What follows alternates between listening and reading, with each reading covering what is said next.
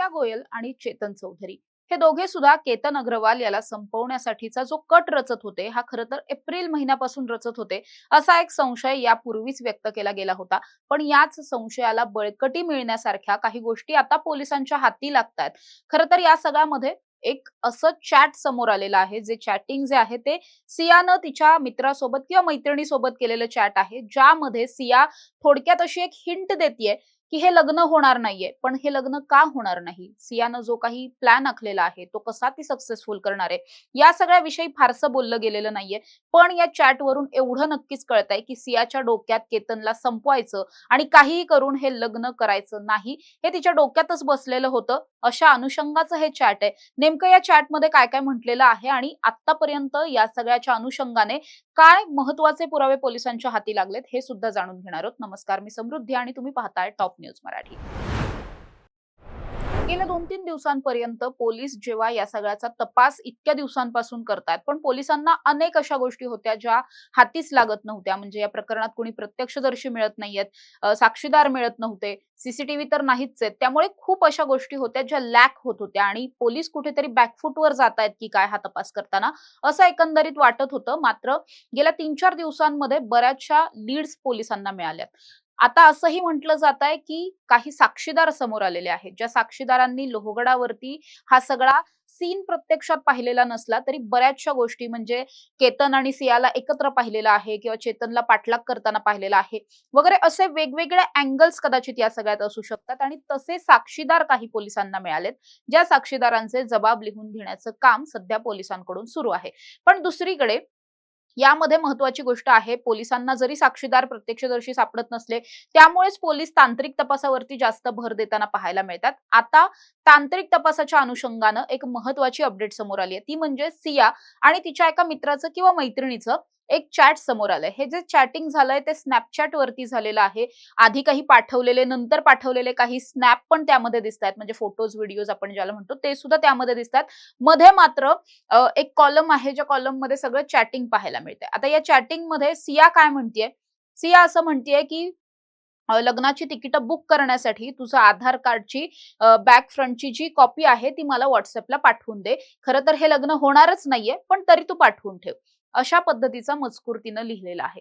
यावरती समोरची जी कुणी मित्र किंवा मैत्रीण आहे ती सुद्धा असं म्हणते की ओके ओके, मी व्हॉट्सअप वरती पाठवून दिलेलं आहे, असं ती म्हणते। एकंदरीत काय, हे जर चॅटिंग कधीच आहे, 23 आणि 24 मेचं हे चॅटिंग आहे। त्यामुळे एकंदरीत काय दिसून येत आहे की 23-24 मेला सुद्धा हिच्या डोक्यात ऑलरेडी हे होतं की आपलं लग्न काही केल्या होणार नाहीये। पण लग्न होत नाहीये हे माहिती असून सुद्धा किंवा आपण लग्न करणारच नाहीये, तर यासाठी आपण प्लॅन आखलेला असताना सुद्धा किती जास्तीचा पैसा आहे असं म्हणावं लागेल की लग्न करायचं नाहीये पण तिकीट बुकिंगसाठी म्हणून आधार कार्डची कॉपी मात्र मित्रमैत्रिणींकडून मागितली जाते। म्हणजेच काय, या प्रकरणात जे म्हटलं जात होतं की कोट्यावधींचा शाही विवाह सोहळा होणार होता, बरंचसं बुकिंग झालेलं होतं, पॅलेस बुक झाला होता, 2 प्लेन्स बुक झालेले होते, हे जे काही म्हटलं जात होतं हे कुठेतरी खरं आहे की काय असं वाटण्यासारख्या या सगळ्या गोष्टी आहेत। जर आपण लग्न करणारच नाहीयोत तरी सुद्धा आपण आपल्याच मित्रमैत्रिणींना असं सांगतोय की तिकीट बुकिंग साठीचे म्हणून डॉक्युमेंट्स पाठवून द्या, म्हणजे तिकीट बुकिंग केलं जाणार आहे, भले ते पैसे वाया जाईनात का, पण तरी सुद्धा करायचं आहे। घरच्यांना अजिबात कुठलीही शंका येऊ द्यायची नाहीये की आपल्या डोक्यात असा काहीतरी कट रचला जातोय। पण दुसरीकडे एका निष्पाप मुलाचा बळी या सगळ्यामध्ये घ्यायचा, म्हणजे पैसे तर गेलेच प्लस व्यक्ती सुद्धा गेली आणि या सगळ्यामध्ये पुरावे सुद्धा मागे राहिलेले नाहीये। त्यामुळे एकंदरीतच काय की खूप जास्त क्रिटिकल सिच्युएशन सध्या या केसची झालेली पाहायला मिळते। आता हे जे चॅटिंग समोर आलंय त्याच अनुषंगानं आणखी 2 फोटोही समोर आलेत। 2 फोटोंमध्ये काय आहे तर एक असा फोटो आहे जो फोटो सियानच क्लिक केलेला सेल्फी आहे। तिच्या एका बाजूला चेतन चौधरी आहे तर दुसऱ्या बाजूला तिचाच भाऊ साहिल गोयल बसलेला आहे। तिघांच्याही अंगावरती जर्सी आहेत, कुठल्यातरी क्रिकेट मॅचच्या वेळेसचा हा सगळा फोटो आहे।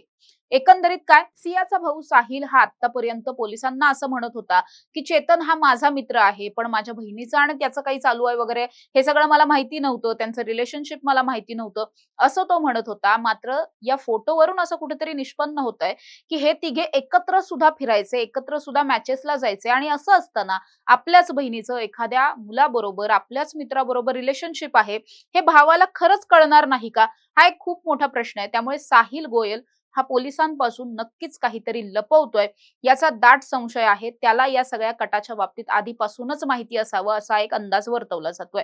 दुसरीकडे दुसरा एक जो फोटो आहे, हा फोटो सुद्धा एका मॅचच्या वेळेसचाच फोटो आहे, ज्या मॅच मध्ये सियाच्या बाजूला आणखी एक महिला कोणीतरी बसलेली आहे. ही महिला कोण आहे याविषयी माहिती नाही. मात्र सियाच्या अंगावरती जर्सी आहे, तर दुसरीकडे चेतन चौधरी तिच्या बाजूला बसलेला आहे. त्याच्या अंगावर जर्सी नाहीये, त्यानं नॉर्मल एक ब्लू कलरचा शर्ट घातलेला पाहायला मिळतोय. असे हे 2-3 नवीन फोटोज आणि हे चॅट वगैरे काही आता समोर आलेले पाहायला मिळतात. विशेषतः या सगळ्यामध्ये पुण्यातल्या राष्ट्रवादीच्या नेत्या असणाऱ्या संगीता तिवारी असतील किंवा रुपाली पाटील ठोंबरे असतील, यांनी हे सगळे इतर जे फोटोज आणि चॅट वगैरे समोर आणलेले आहेत. त्यामुळे त्यांनी सुद्धा त्यांचंही असंच म्हणणं आहे की या प्रकरणामध्ये त्या दोघींनीही जेव्हा केतन अग्रवालच्या वडिलांशी, त्याच्या कुटुंबाशी संपर्क साधला, त्यानंतर त्यांनाही बऱ्याचशा गोष्टी, इनसाइड काही गोष्टी माहिती मिळालेल्या आहेत आणि पोलिसांनी त्या सगळ्यावरती सुद्धा जोर देऊन त्या सगळ्याचा सुद्धा तपास करावा अशी मागणी त्यांनी केलेली आहे. सियाच्या बाबतीत आता असं घडतंय की सियाला एकतर तिची नार्को टेस्ट करण्यासाठी तिनं परवानगी नाकारली आहे, त्यामुळे तिची नार्को टेस्ट करता येत नाहीये पोलिसांना. दुसरीकडे प्रत्यक्षदर्शी साक्षीदार फारसे मिळत नाहीयेत.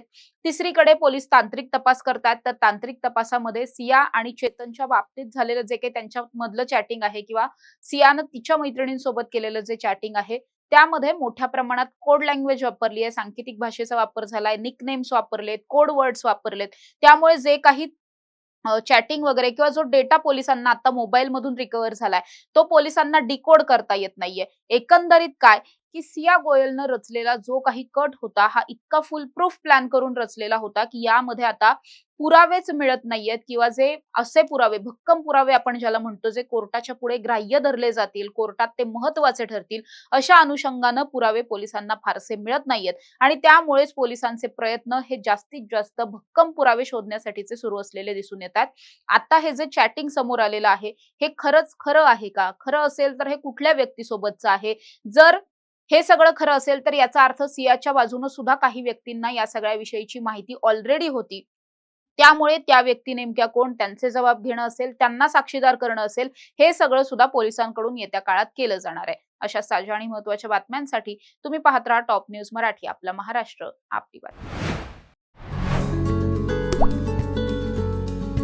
आता जोकासू एसटीपी या अत्याधुनिक जॅपनीज तंत्रज्ञानाने सुसज्ज, quick installation, energy efficient, noiseless blowers, low maintenance या आणि अशा वैशिष्ट्यांनी परिपूर्ण जोकासू एसटीपी तंत्रज्ञान प्रकल्प उभारणीपासून ते विक्री पश्चात समाधानकारक सेवा देणारी, भारताबरोबरच परदेशात देखील प्रकल्पांची यशस्वी उभारणी करणारी company Deccan water treatment private limited.